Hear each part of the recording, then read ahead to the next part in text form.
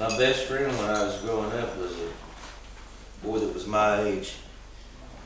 His name was Billy Ray Latham, L-A-F-U-M. I've never heard that name again. The Latham family. We lived on a little dairy farm. We didn't own the farm, didn't work on the farm. We just rented a little, well, if it was in town, it would have been in a garage apartment, but it was over a tractor shed, so tractor shed apartment, I guess.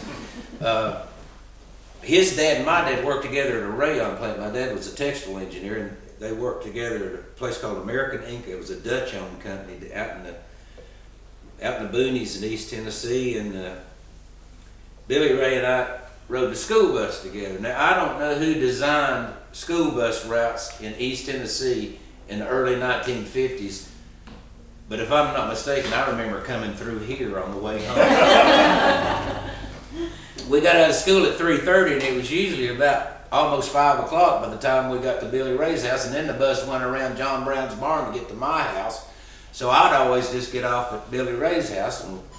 Now his dad was what they call a shade true mechanic. He could fix anything, but his specialty was 49, 50, and 51 Fords, flatheads. That was his specialty.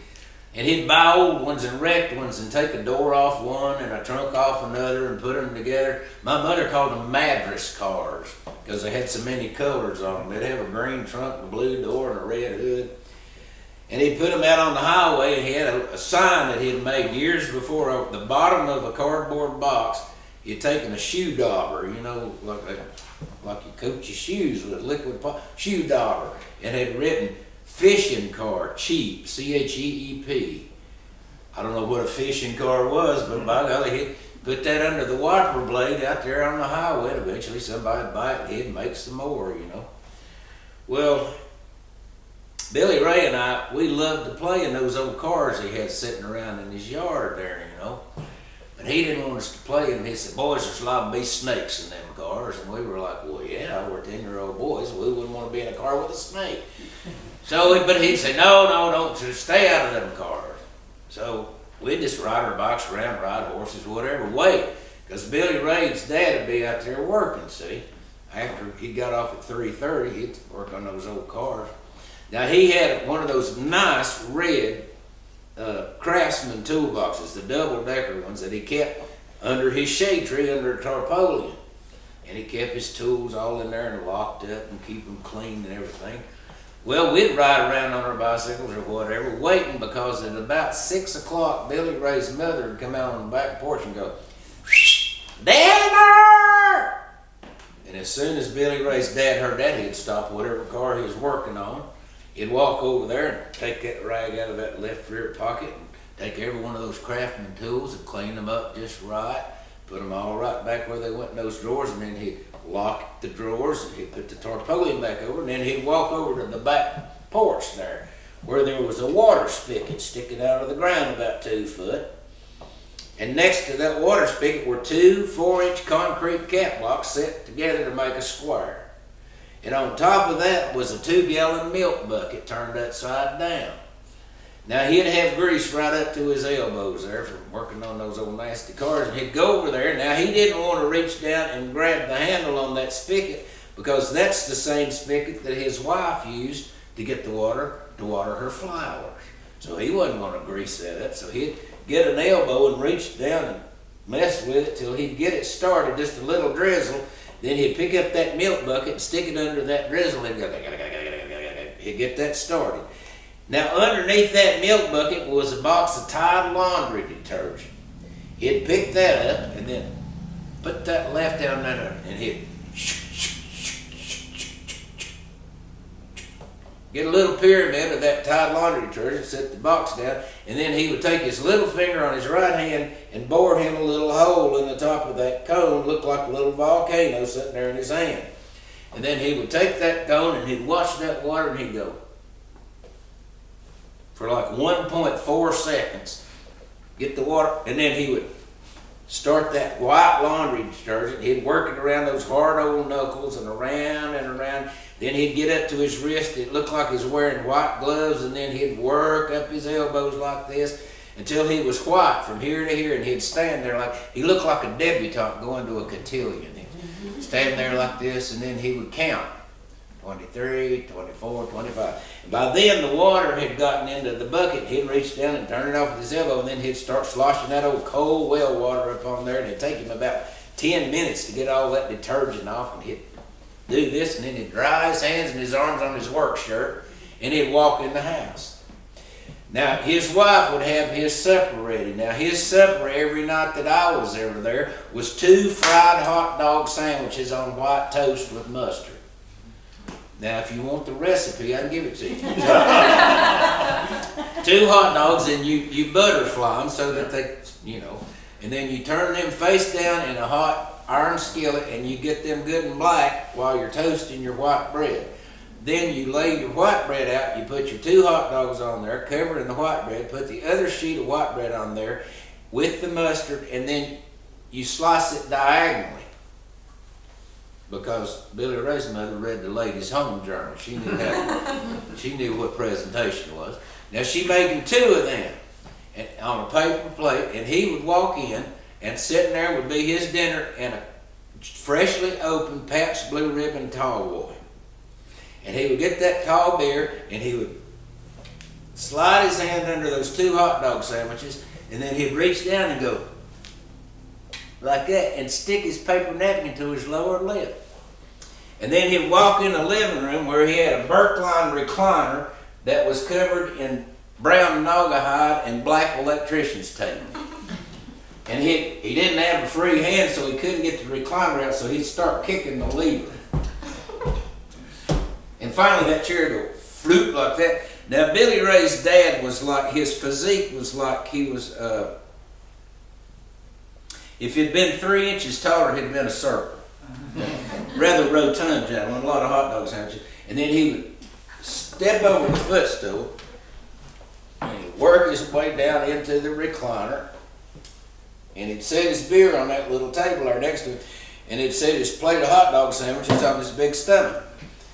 And then he would reach over, and the only other thing on that table was a Philco record player, and he would unlatch it, flop the lid back, and then he would turn it on, and he would reach over and get the arm and sit it down on the beginning of the only 45 RPM record that he owned, and it would go, hear that lonesome whippoorwill, she sounds too blue to fly.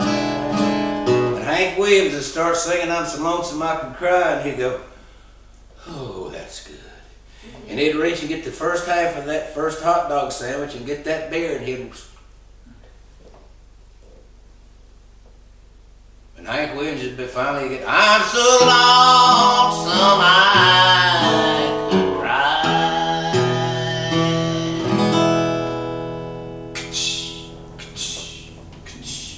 He'd reach down and get that needle and put it, hear that lonesome. And he'd start on the second half of the first hot dog sandwich bowl. By the time he got to the first half of the second hot dog sandwich, he'd be just about out of beer, and by then big tears were running down his cheeks and off onto his shirt.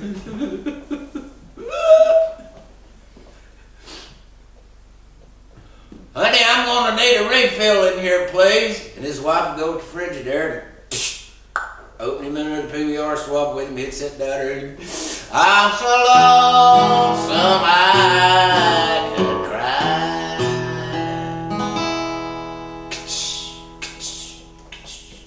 Yeah, that meanwhile, me and Billy Ray are out on the porch. We're just standing out there going. And eventually we would hear, I'm so lonesome I could cry.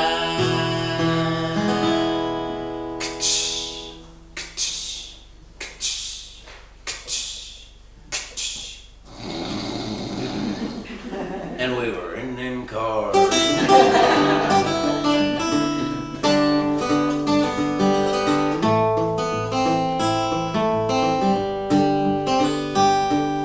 Sheep in the meadow and the cows in the corn, fish in the river and a horse in the barn, and I was 12 years old, living in the country with a blue tick hound and a chestnut mare. Me and Billy Ray, you know, we're loaded for bear on a Saturday, living in the country.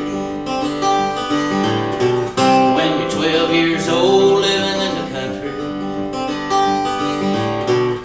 seemed like the only place to be.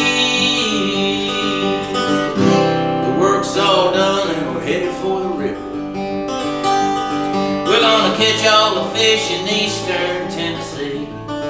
Billy Ray and me, smoking cigarettes, sitting under the stars, talking about the day we're gonna get cars and be on our way. I'm gonna have a Chevrolet, a 55 Bel Air with baby moons and the radio on playing rock and roll tunes. I'll be hard to hold when I get 16. But when you're 12 years old, living in the country seemed like the only place to be. The work's all done and we're headed for the river.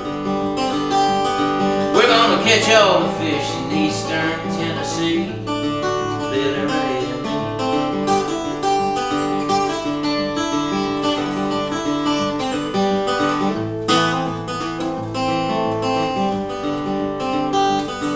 Well, the years rolled by and there came the day I went away and old Billy Ray stayed on his daddy's farm.